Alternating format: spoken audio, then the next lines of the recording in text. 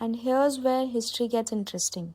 Back in the 1990s, Microsoft itself was dragged into one of the biggest antitrust cases in history for using its monopoly power to crush competitors like Netscape's Internet Explorer.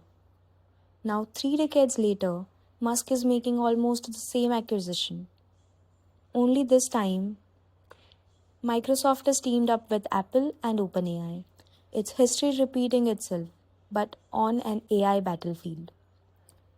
If MacroHard actually works, the impact could be massive and terrifying.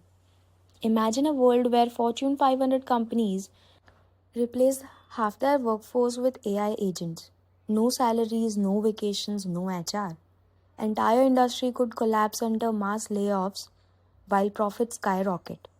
Musk isn't just building a competitor, he's testing whether the human workforce itself is replaceable. And here's the irony. Musk is suing OpenAI today, but back in 2015, he was one of its original co founders. He helped build it, funded it, and set its mission. Now, a decade later, he's calling them a threat and launching its own rival. It's Musk versus Musk, the founder fighting its own creation. Also, Microsoft isn't just code, it's decades of trust, enterprise contracts, and billions of PCs running its software. Even if MacroHeart builds the app, will companies trust robots to run their businesses? Do you want Windows 12 written by AI? Imagine those error screens.